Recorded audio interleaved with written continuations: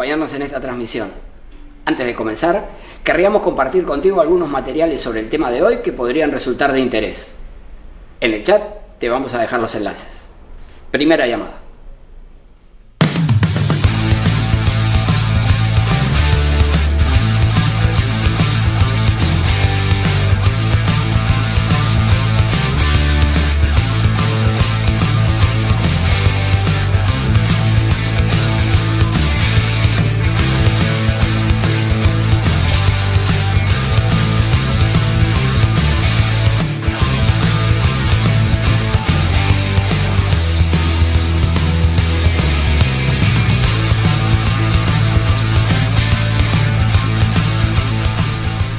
Ya estamos por comenzar la transmisión, pero antes quería pedirte que si te interesan nuestros contenidos, nos sigas en nuestras redes sociales.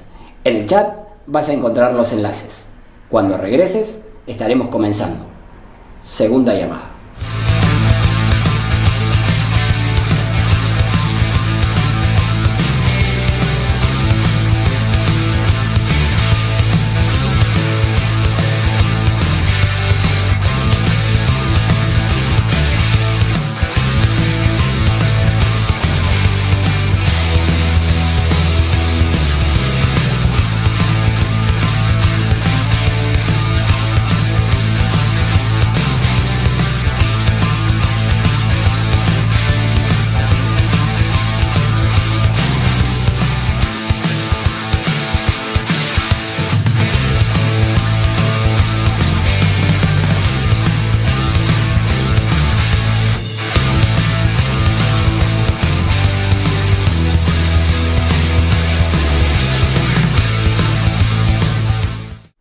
Esta es la tercera llamada. Comencemos de una vez.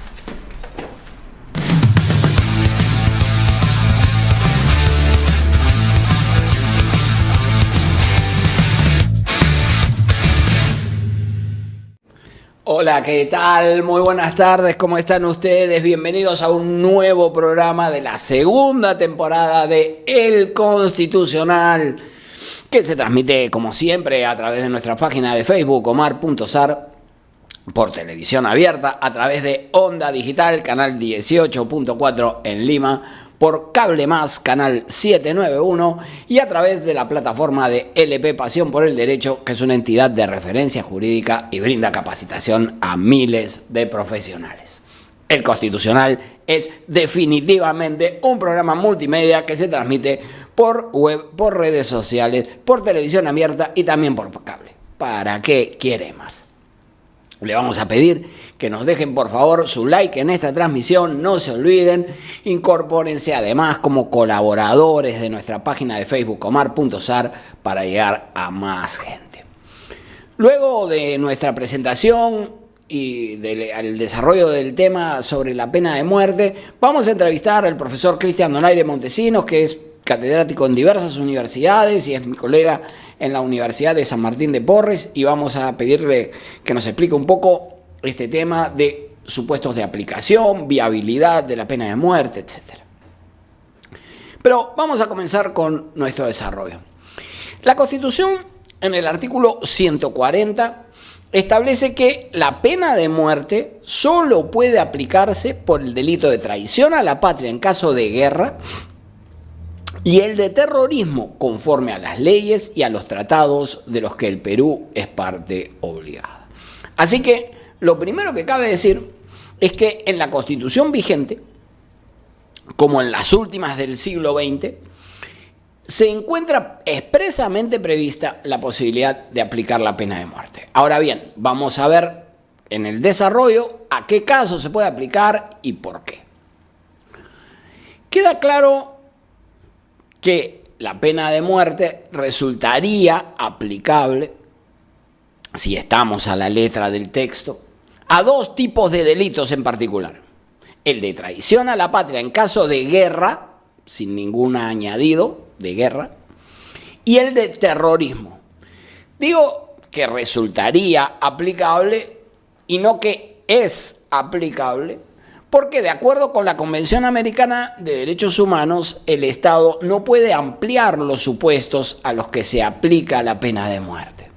Esto es decir, la regulación de la pena de muerte opera como una vía de un solo sentido. Lo que avanzas en el sentido de la vía, es decir, lo que avanzas en el sentido de la derogación de la pena de muerte, no puedes retrocederlo. ¿Correcto? Pero claro, eso aplica desde la vigencia de la convención, desde que el Perú haya ratificado la convención. Ahora vamos a ver los detalles de este tema. El Perú ratificó la Convención Americana de Derechos Humanos y en consecuencia tiene el deber de interpretarla y cumplirla de buena fe sin que quepa invocar razones de orden interno para dejar de cumplir sus disposiciones. Como ya hemos mencionado en otros programas, el artículo 27 de la Convención de Viena sobre Derechos de los Tratados establece que los estados no pueden invocar razones de orden nacional, de orden interno, para dejar de cumplir obligaciones internacionales. Vamos a ver, los numerales 2 y 3 del artículo 4 del Pacto de San José de Costa Rica, cuyo texto estamos mostrando en pantalla, establecen lo siguiente. En los países que no han abolido la pena de muerte, esta solo podrá imponerse por los delitos más graves, en cumplimiento de sentencia ejecutoriada de tribunal competente y de conformidad con una ley que establezca tal pena, dictada con anterioridad a la comisión del delito. El mismo inciso añade, tampoco se extenderá su aplicación a delitos a los cuales no se la aplique actualmente. Eso dice el inciso segundo. Entonces, la convención impone para la aplicación de la pena de muerte que se trate de los delitos más graves, que exista una sentencia firme de tribunal competente, que esté previamente establecida como pena, la pena de muerte en la ley, y, muy importante, se extenderá su aplicación a delitos a los cuales no se le aplique actualmente, dice la convención. Y cuando dice actualmente se refiere, por supuesto, al momento en el que el Perú ratificó la convención. Además, hay que tener en cuenta que el inciso tercero del mismo artículo cuarto de la propia convención establece que no se restablecerá la pena de muerte en los estados que la han abolido. Entonces, la convención regula los supuestos de aplicación y fija un límite, los que estuvieran previstos en el momento de ratificarla, y añade en el inciso tercero que no se restablecerá en aquellos estados que la hubieran abolido. ¿Correcto? Esta es la obligación convencional que adquirió el Estado peruano. El objeto de estas cláusulas se orienta, sin duda, a evitar el progreso de la pena de muerte e implica que cada paso que da un Estado hacia la reducción de supuestos de aplicación no puede ser desandado, es decir, esta idea de vía de un solo sentido que señalábamos recién. La Corte Interamericana de Derechos Humanos ha interpretado estas disposiciones en el siguiente sentido. Fíjense, no se trata ya de rodear de condiciones rigurosas la excepcional imposición o aplicación de la pena de muerte, sino de ponerle un límite definitivo a través de un proceso progresivo e irreversible destinado a cumplirse tanto en los países que no han resuelto aún abolirla como en aquellos que sí han tomado esa decisión. Queda claro que la Corte tiene una posición claramente contraria a la aplicación de la pena de muerte. La Convención Americana de Derechos Humanos fue ratificada por el Perú el 12 de julio de 1978 y este dato es muy importante porque dijimos que era al momento en que se ratificaba la convención los delitos que resultaban susceptibles de ser aplicada la pena de muerte, ¿no? 12 de julio del 78.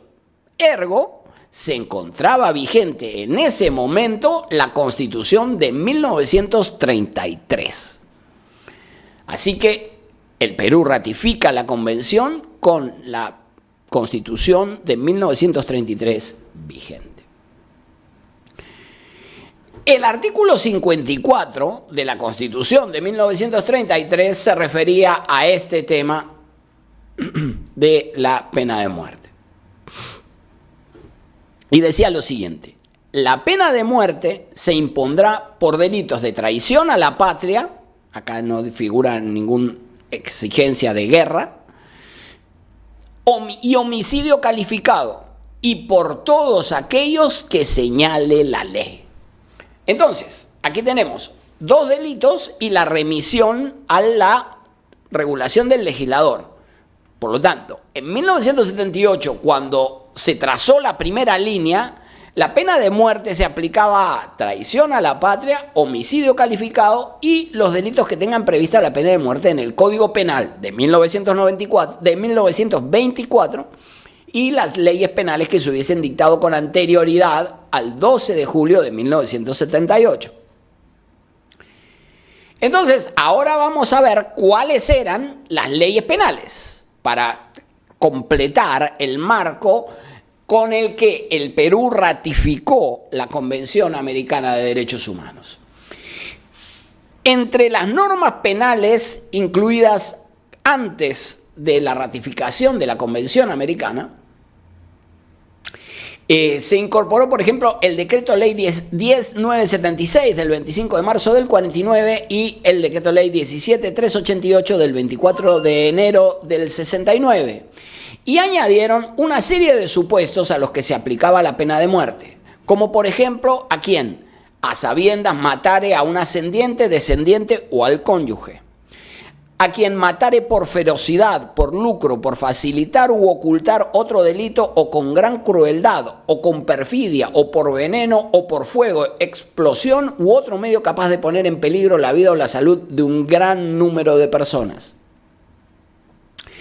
Quien practicare un acto dirigido a someter la República a la dominación extranjera o a ser independiente una parte de la misma.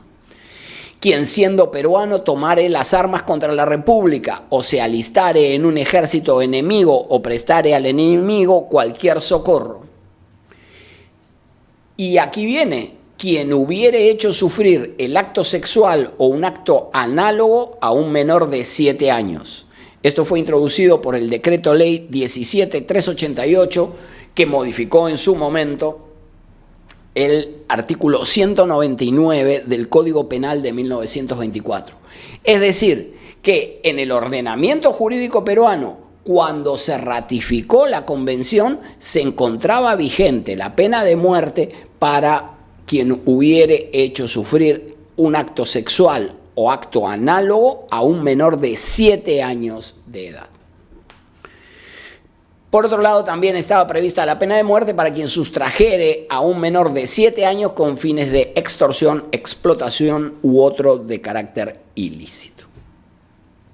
Pero fíjense, en el 71, en el 21 de septiembre del 71, se aprobó el Decreto Ley 18.968 que modificaba los anteriores delitos, ¿no? Que eran, resumiendo, traición a la patria, homicidio y sustracción de menores, además de la violación sexual de menores de 7 años.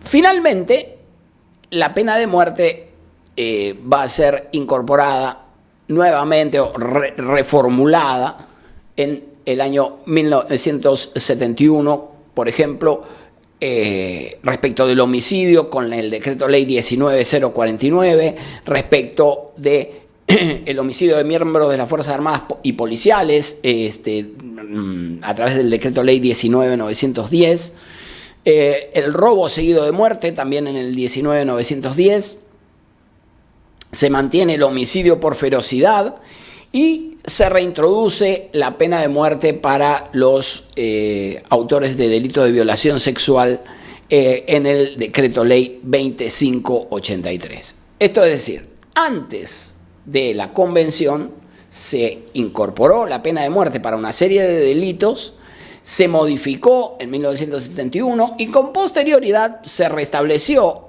la pena de muerte para otro conjunto de delitos. Pero claro, todavía no estaba vigente la convención y la Constitución establecía que se aplicaba la pena de muerte a los supuestos previstos en la ley. Así que esto era perfectamente legítimo. Naturalmente, solo se podía aplicar a los casos posteriores a la vigencia de la ley respectiva, ¿no? Entonces, a partir de esta Decreto Ley 2583 se restableció la vigencia de la pena de muerte para el delito de violación sexual o quien practicara un acto análogo en un menor de 7 años de edad. En resumidas cuentas, al momento de ratificar la convención, y esto es lo que cuenta, como decíamos, para la primera línea, esto es decir, para aquellos delitos que estaban previstos en el ordenamiento al momento de ratificar la convención, eran, en resumidas cuentas, los siguientes: traición a la patria, homicidio en diversas modalidades, robo seguido de muerte y violación sexual de menores de edad. Estos eran los 4 tipos de delitos que se encontraban penados con la pena de muerte cuando el Perú ratificó la Convención Americana de Derechos Humanos. Sin embargo, hay que tener en cuenta que al promulgarse la Constitución de 1979, el Estado peruano estrechó el ámbito de aplicación de la pena de muerte, eliminando además la habilitación para que el legislador prevea figuras que contenía el ya citado artículo 54 de la Constitución precedente, de la Constitución de 1933. Fíjense, el artículo 235 de la Constitución de 1979 establece literalmente lo siguiente: no hay pena de muerte sino por traición a la patria en caso de guerra exterior. Es decir, que en nuestro ordenamiento jurídico se abolió la pena de muerte para todos los delitos, con la única exclusión de la traición a la patria en caso de guerra exterior. De este modo, operó la eliminación de la pena de muerte, estando vigente la prohibición de reintroducirla que contiene el 4.3 de la Convención Americana que ya hemos leído. Entonces, la pena de muerte estaba prevista para el delito de violación sexual de menores de 7 años cuando se ratificó la convención, pero luego fue derogada materialmente por la Constitución del 79, en el sentido de que la pena de muerte solo se podía aplicar al caso de traición a la patria en el supuesto de guerra exterior. Y en consecuencia, ahora sí se encuentra vigente la prohibición de reintroducirla. El Perú avanzó por el sendero de la derogación de la pena de muerte y la llevó hasta un único supuesto. La mantuvo. No la eliminó por completo, la mantuvo, pero la limitó exclusivamente a este supuesto de traición a la patria en caso de guerra exterior. Así que concluimos que en el Perú la pena de muerte no puede ser aplicada a ningún delito salvo el de traición a la patria en caso de guerra exterior. Y ello porque al momento de ratificar la convención, no es porque al momento de ratificar la convención no estuviera previsto, por ejemplo, para violación de menores, que como ya se dijo sí lo estaba, sino porque la Constitución expresamente derogó esa posibilidad. La regla de la Constitución de 1979 es clarísima. No hay pena de muerte, sino por traición a la patria en caso de guerra exterior. Es decir, no hay pena de muerte, sino exclusivamente por esta razón. Conclusión: todas las normas preconstitucionales previas a esta disposición constitucional claramente quedan sin efecto. Y como ya está vigente el 4.3 de la Convención, no se la puede reintroducir. Así que la pena de muerte podría resultar aplicable a un único supuesto, sin remisión además al legislador, porque el artículo 235 no incorporó una fórmula como la que tenía el 54 de la Constitución del 33, y esto sucedió cuando ya se encontraba vigente la prohibición de reintroducir la pena de muerte. La Corte Interamericana ha entendido que si bien la convención no llega a la supresión de la pena de muerte, sí prohíbe que se extienda su uso y que se imponga respecto a delitos por los cuales no estaba prevista anteriormente, dijo en la opinión consultiva 3 del año 83. Y añadió que la Convención expresa una clara nota de progresividad consistente en que, sin llegar a decidir la abolición de la pena de muerte, adopta las disposiciones requeridas para limitar definitivamente su aplicación y su ámbito, de modo que éste se vaya reduciendo hasta su supresión final.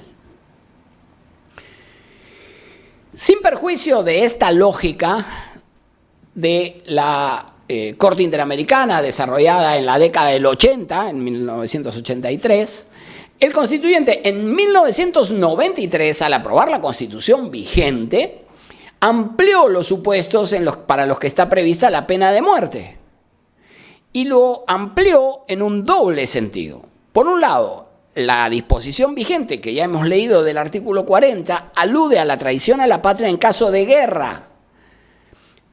Abre la posibilidad de que se aplique a casos de guerra interna. Ya no era de guerra exterior, sino a casos de guerra. Traición a la patria en caso de guerra. En este contexto hay que recordar que en 1992 se había capturado a Abimael Guzmán y me parece que la disposición, la apertura del constituyente a la traición a la patria en caso de guerra podía estar abierta a favorecer o habilitar al menos la posibilidad de que se le aplicara la pena de muerte a Abimael Guzmán. Sin embargo, nunca se intentó, nunca se discutió la aplicación de tal cosa. Y por otro lado, la segunda vía de ampliación que introduce la Constitución del 93 es la incorporación del delito de terrorismo. Misma consideración que en el caso anterior.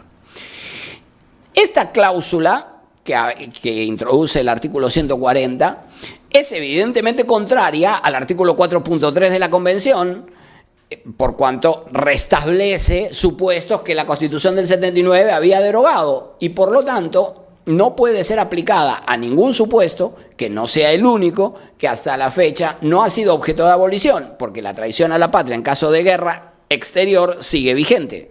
No dice de guerra exterior, pero dice de guerra, pero solo se puede aplicar a la guerra exterior. ¿Por qué? Porque fue el punto hasta donde derogó el Estado peruano la aplicación de la pena de muerte. La Corte Interamericana, en la opinión 1494, y ya tomando en cuenta este antecedente, esa opinión consultiva es del 9 de diciembre de 1994, advirtió que el artículo 140 resultaba contrario a las obligaciones asumidas por el Perú y de esa opinión se derivaba claramente que la pena de muerte no podía ser aplicada en el Perú. Queda claro, entonces, que una reforma legislativa o constitucional que pretenda ampliar el único supuesto al que resulta aplicable la pena de muerte en el ordenamiento jurídico peruano contraviene las claras y expresas obligaciones internacionales asumidas por el Estado en esta materia. Así que el Perú ratificó la convención teniendo vigente la pena de muerte para delitos como traición a la patria, homicidio en diversas modalidades, robo seguido de muerte y violación de menores de 7 años, pero con posterioridad derogó todos esos supuestos limitando la aplicación de la pena de muerte al delito de traición a la patria en caso de guerra exterior. Y en ese momento ya se encontraba vigente la prohibición de restablecer la pena de muerte. La ampliación de figuras que se diera en la Constitución de 1993 y la que se pudiera intentar en una eventual reforma legislativa como la que se pretende poner en discusión, con reforma constitucional o legal, al efecto da igual porque es en ambos casos sería contrario a la Convención, no podría ser aplicada a ningún caso concreto sin comprometer la responsabilidad internacional del Perú, ¿no?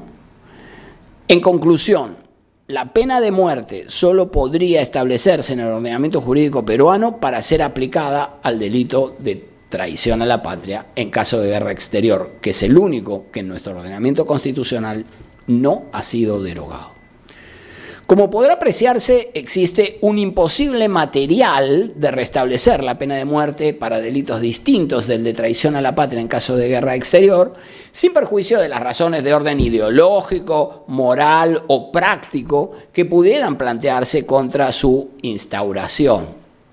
Fíjense, hoy más temprano publicábamos en nuestra página de Facebook este cuadro que es producto de una investigación que realizamos sobre los casos en los que se aplicó la pena de muerte.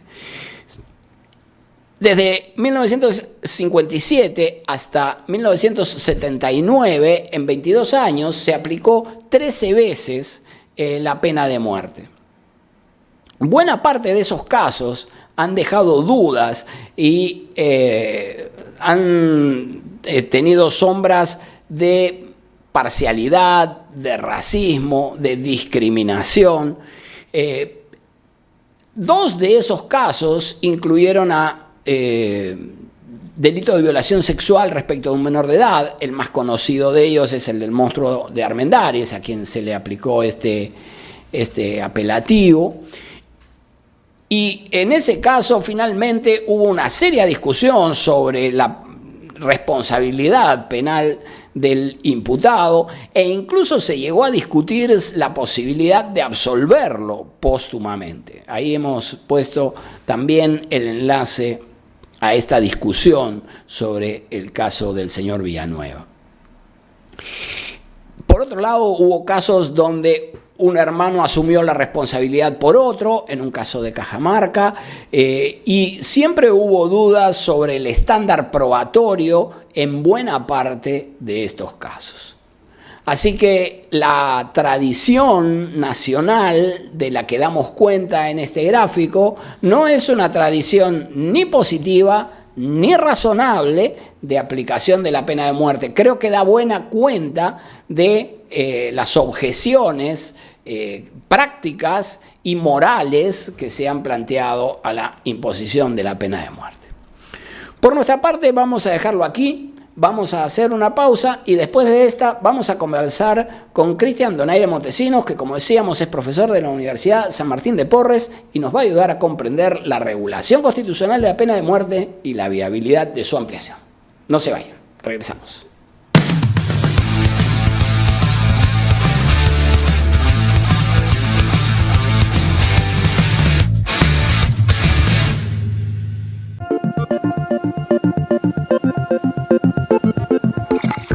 Todos los martes a las 7 de la noche, Punto Crítico, por Onda Digital Perú. Un programa dirigido a analizar los principales acontecimientos de la economía y la política a nivel nacional y mundial. Punto Crítico, todos los martes a las 7 de la noche, por Onda Digital Perú. Los espero.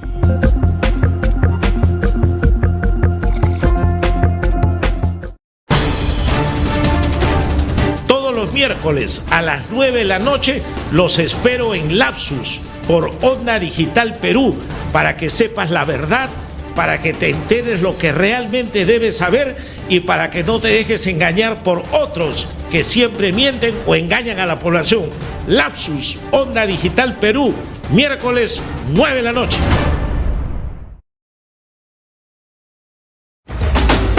¿Buscas nuevas ideas para fortalecer tu negocio? Aquí en Onda Digital 18.4 y también por Cable Más tenemos Persevera Empresarial, un programa con ideas, consejos y sugerencias para ti y tu empresa. No te lo pierdas, martes 9 de la noche, Onda Digital 18.4. Te invitamos.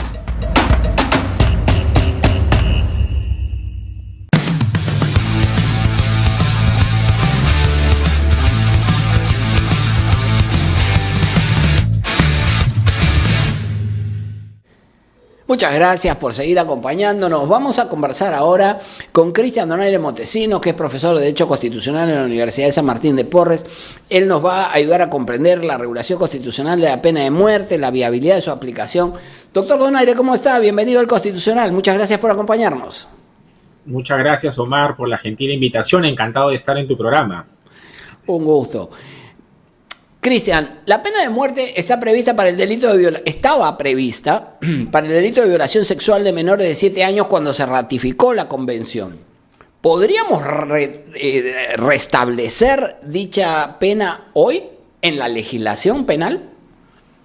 Bien, es una muy buena pregunta porque de hecho es un contexto hoy por hoy en el que nos encontramos y que las emociones pues nos pueden llevar a tomar decisiones apresuradas, no siempre muy bien pensadas, ¿no? Y lo digo porque evidentemente este tema está en agenda a raíz de lo que lamentablemente ha pasado en Chiclayo y que obviamente siempre está la discusión ante un delito tan condenable como la violación sexual de menores de edad de irnos a una sanción más drástica que podría contemplar el ordenamiento, que es la pena de muerte. Pero muy bien, yo estaba atento escuchando tu explicación y creo que ha sido bastante claro en señalar no solamente el derrotero de la pena de muerte, sino cuál es el escenario constitucional actual. Es cierto que en el año 78, pues esta pena estaba contemplada para la violación sexual de menores de edad, pero claro, hay compromisos internacionales que nosotros hemos asumido y que no podemos desconocer a pesar de que las emociones pues a veces afloran y por lo tanto podríamos eventualmente decir, hacemos a un lado cualquier obligación internacional y vamos a la pena de muerte para este delito, repito, tan execrable y condenable.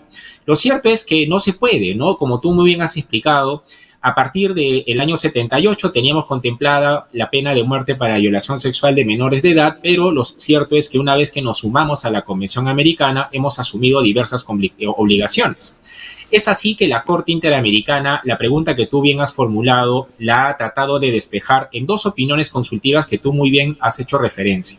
La opinión consultiva 3 del año 83, que es clave, porque es aquella en la que despeja cualquier consideración posible de un Estado que haya eliminado la pena de muerte a cierto delito y pretenda luego restablecerla, que es justamente el caso que tú propones o planteas en tu pregunta.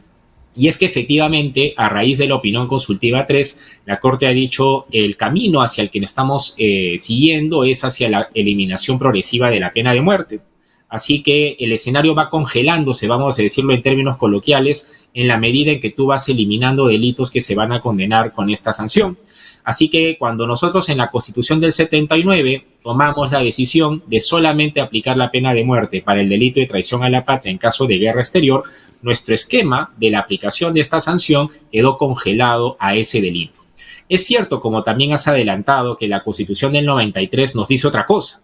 No solamente habla de traición a la patria en caso de guerra y elimina cualquier referencia al exterior, que puede ser materia de discusión, y además incluye el delito de terrorismo, ¿no? Pero también aquí la Corte, una vez más, ha sido muy clara, ¿no? Aquí la Corte ha dicho, mira, si en realidad tú eres consecuente con las obligaciones internacionalmente asumidas en el marco del sistema interamericano, no puedes aplicar la pena de muerte a otro delito, en el caso peruano concretamente, que no sea traición a la patria. Y además casi que le da una respuesta a la Constitución, porque digamos, la Constitución es del 93, la opinión consultiva es del 94, ¿no? Es decir, es prácticamente una respuesta y una advertencia. Pero, Cristian, te voy a plantear una interpretación, a ver si tú consideras que esa interpretación podría resultar posible.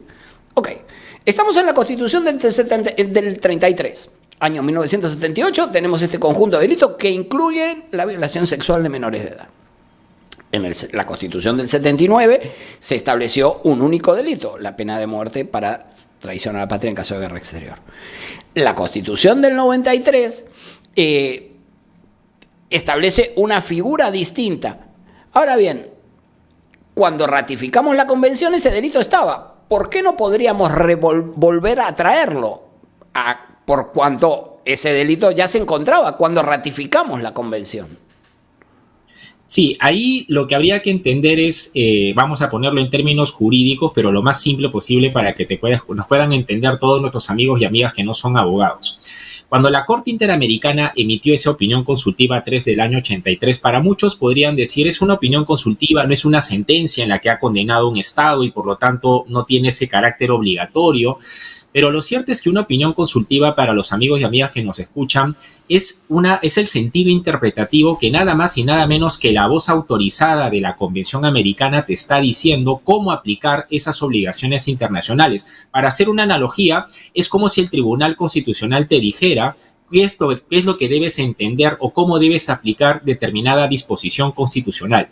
De manera que desde mi perspectiva, ese temperamento de la Corte plasmado en la opinión consultiva 3 es el que nos amarra, es el que nos limita y cualquier voluntad o intención de ampliar y contradecir, vamos a plantearlo de esta manera, esa opinión consultiva y aferrarnos al texto literal de la Convención Americana, que efectivamente dice que la pena de muerte se aplica a los delitos vigentes al momento de la ratificación, significaría desconocer ese alcance que, en mi opinión, sí es vinculante de esa opinión consultiva 3. Además, de hecho, hacerlo... Perdón.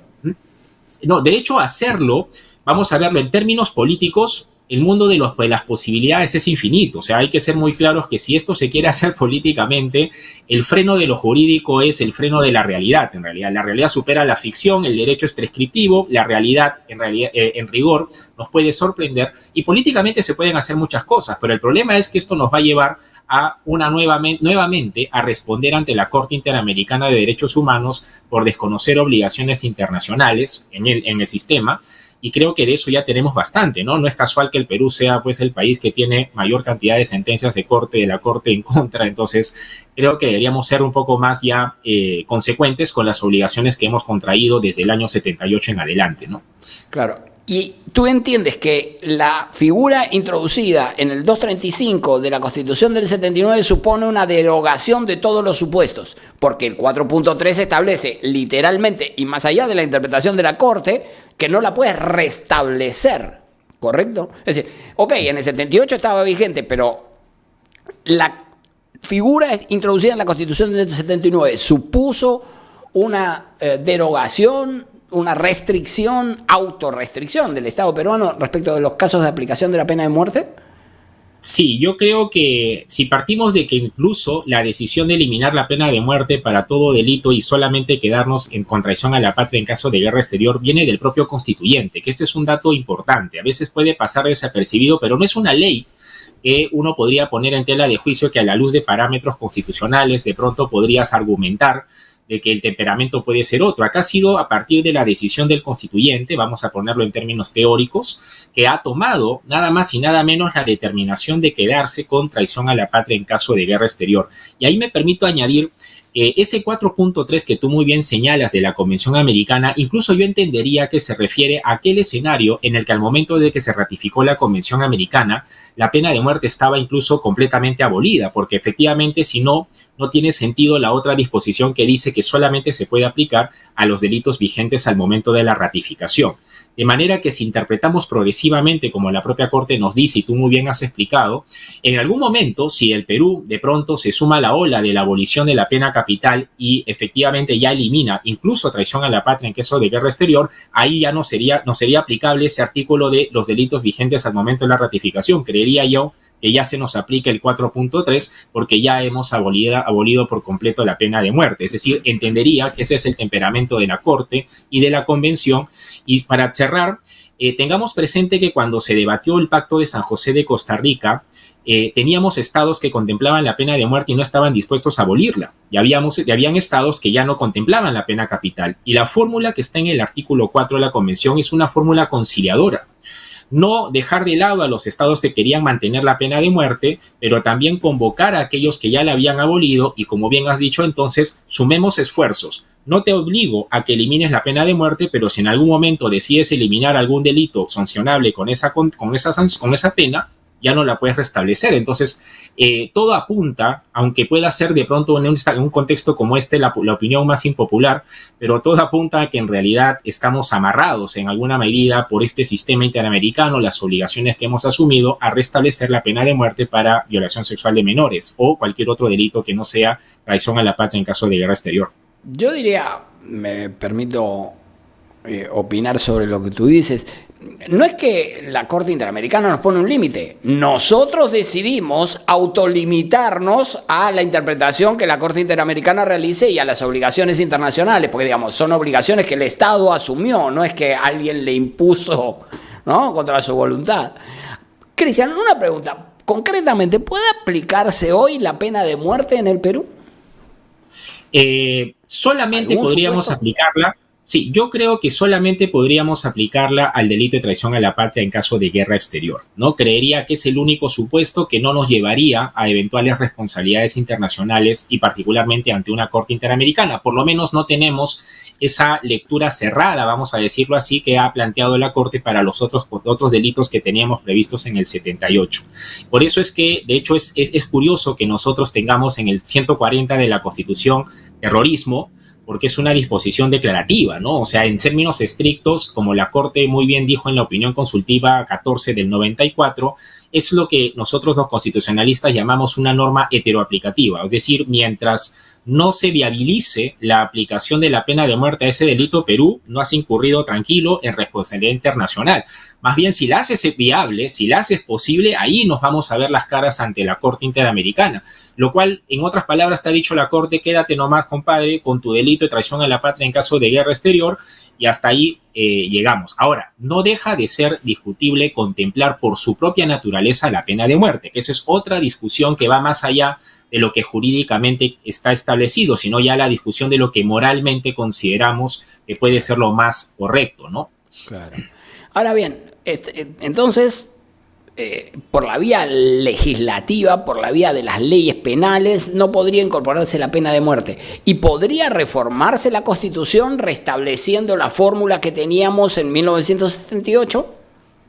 Muy buena pregunta, porque de hecho el tema de reforma constitucional y en una coyuntura como esta, de pronto puede ser que por el contexto todas las voces vayan encaminadas hacia eso, porque si hay un punto de consenso es en sancionar de la manera más drástica una conducta delictiva como la que ha puesto en debate o sobre la mesa el tema de la pena de muerte una vez más. Pero yo creería que, como bien has indicado tú, la reforma constitucional no es un poder absoluto, ¿no? La posibilidad de modificar la Constitución implica ciertos límites, a pesar de que para muchos podría ser inaceptable, porque muchos piensan que reformar la Constitución es una actuación de ese mismo pueblo, o ese mismo poder constituyente que emitió la Carta del 93 y por lo tanto puede hacer borrón y cuenta nueva y reestructurar y replantear absolutamente todo.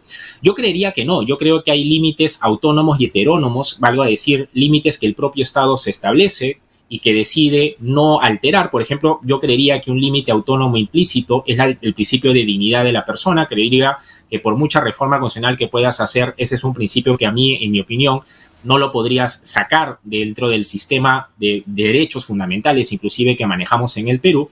Y también como un límite autónomo, aunque la doctrina lo califica como heterónomo, porque es una voluntad distinta a la del Estado propiamente, es la de las obligaciones internacionales. Hay que tener en cuenta que para el derecho internacional público, y tú muy bien mencionabas el artículo 27 de la Convención de Viena de Derecho de los Tratados, porque para el derecho internacional público, tus problemas internos por los cuales de pronto no puedas cumplir obligaciones internacionales, eso resuélvelos tú, porque de cara al escenario internacional, la personalidad jurídica del Estado es una sola.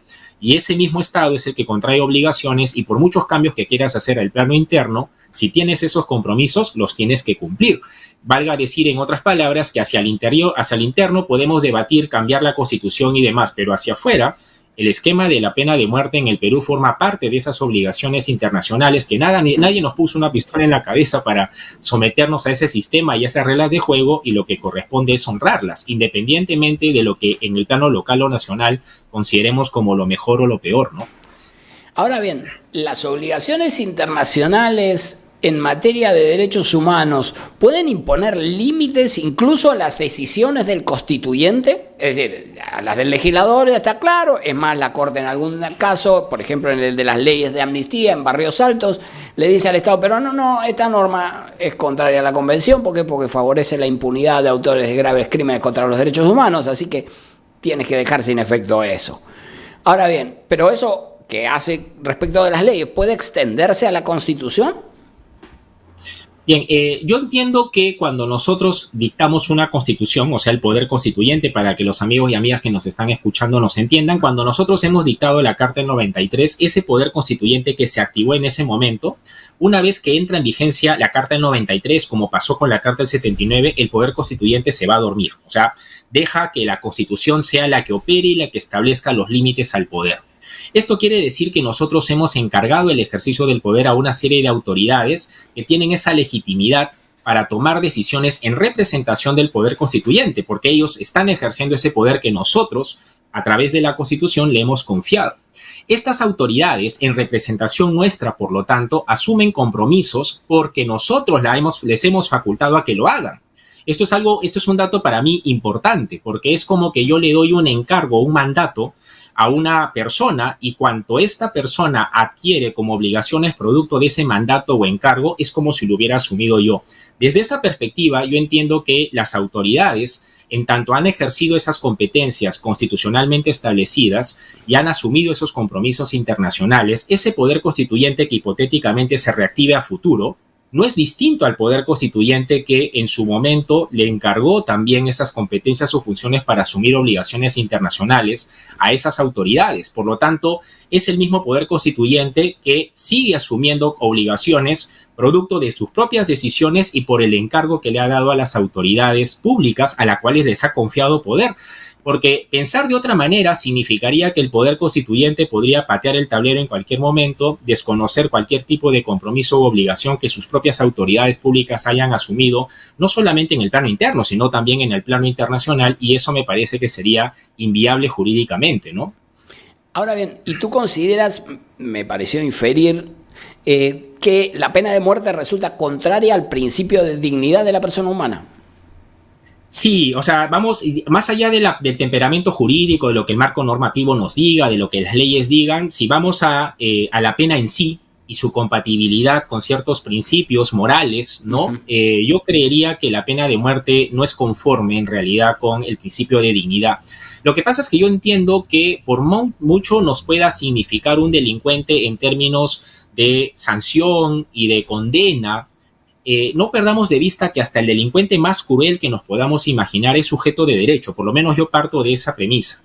Y eso me lleva a que no lo podamos tratar como un objeto de la política criminal del Estado.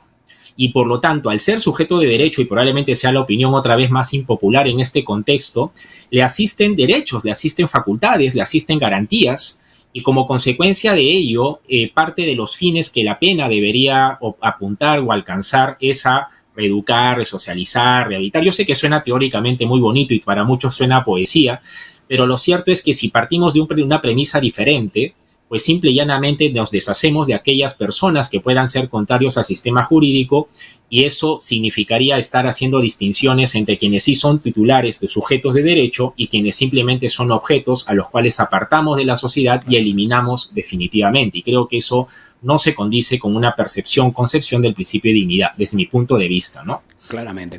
No, es un punto de vista que yo comparto plenamente.